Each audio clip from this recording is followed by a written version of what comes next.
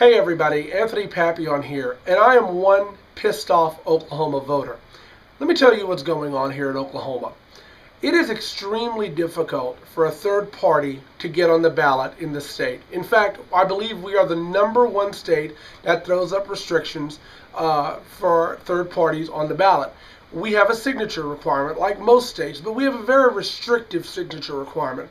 In fact, if you want to get listed on our ballot, you have to get 15% of the people who voted in the last gubernatorial election to sign a petition saying that they would like your party on the ballot. And every party who wants to be on the ballot has to go through this process. Now, in this year, 2012, that amount ended up being about 51,000 votes, which doesn't sound like a lot, but it costs an enormous amount of time, energy, and money to actually get on the ballot and to collect those signatures to get on the ballot. And so a lot of the smaller parties simply don't have the resources. But the Libertarians did. The Libertarians in Oklahoma mounted a great signature campaign. They had people out at convenience stores, at Walmart, all over the state collecting signatures. And they met that goal after being shorted time by the state. They met the goal. They collected a little over 51,000 signatures and they submitted it to be recognized on the ballot.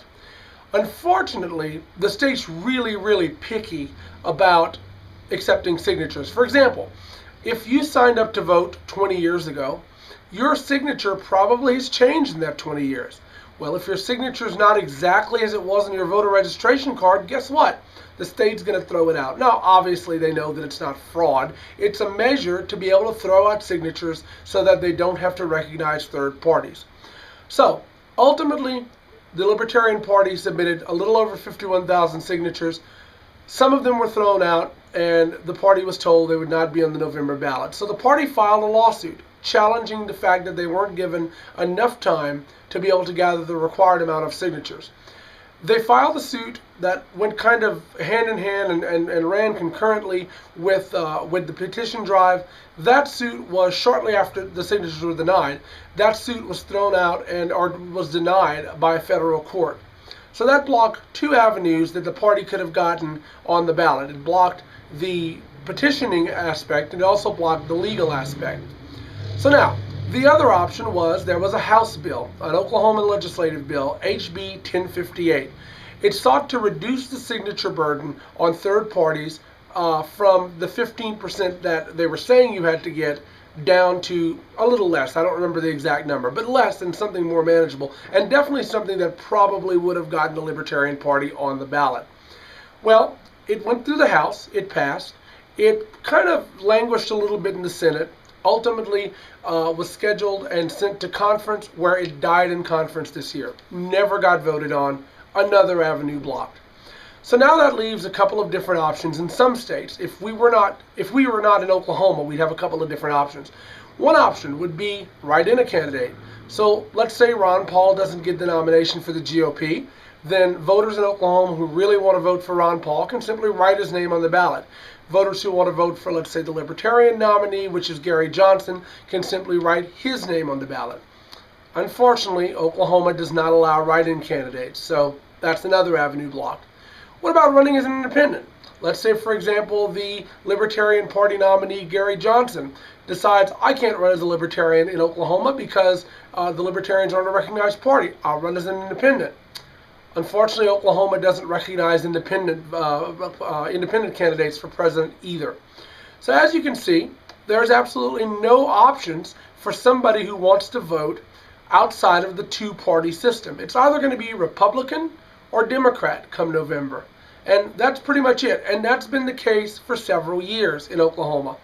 The two-party system, specifically the Republicans, say a lot of times we really are open to having a third party in the state. And the voters have consistently said we want third parties. But unfortunately, when the metal hits the road, it doesn't quite work out. And the Republicans and Democrats in the legislature just can't move enough to actually make a simple change to the law that would reduce the signature requirements.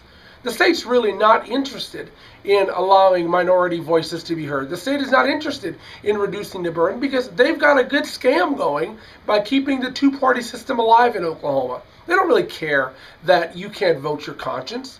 They don't really care that your voice is not represented.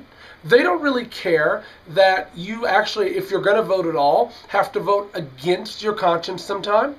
They don't care that if you want to see Gary Johnson become president, you can't vote for Gary Johnson. In fact, if you vote at all, you have to vote against Gary Johnson, because you will either have to vote for Mitt Romney, the Republican nominee, or Barack Obama, the Democratic incumbent.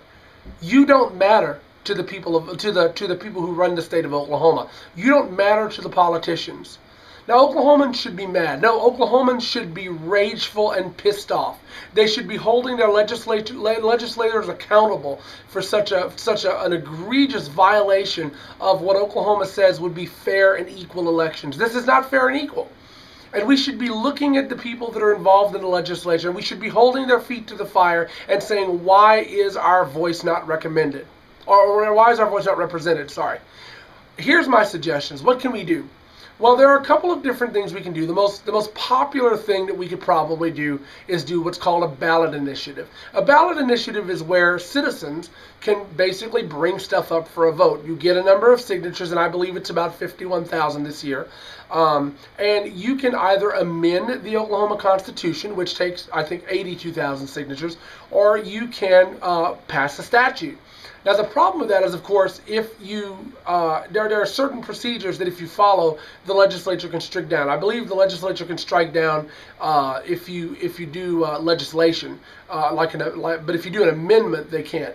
So, my advice to anyone interested in this issue is begin writing letters to your editors. Start deluging the newspapers with letters to the editor about this. Start tweeting about it. Start asking the news agencies in Oklahoma to cover this. Start questioning your legislatures. I know the legislature isn't in session anymore. They went on vacation this week, but that doesn't mean you can't pester the hell out of their offices and have them call you back, have them talk to you, and ask them the tough questions. Ask them, why are you not supporting fair ballot access in Oklahoma? Hold their feet to the fire. Meet with them. Go to their town hall meetings and challenge them on it, because this is not fair. This is not Oklahoma democracy. This is not democracy at all. This is an example of the two-party system fighting like hell to keep hold of the state of Oklahoma. And we're just going to allow it. Somebody on Twitter told me earlier today, it is not the responsibility of the government to control the people, but the people to control the government. And she was right about that. And I think it's time that we take control of our government, folks, because we're not being represented. And you should be very upset about that.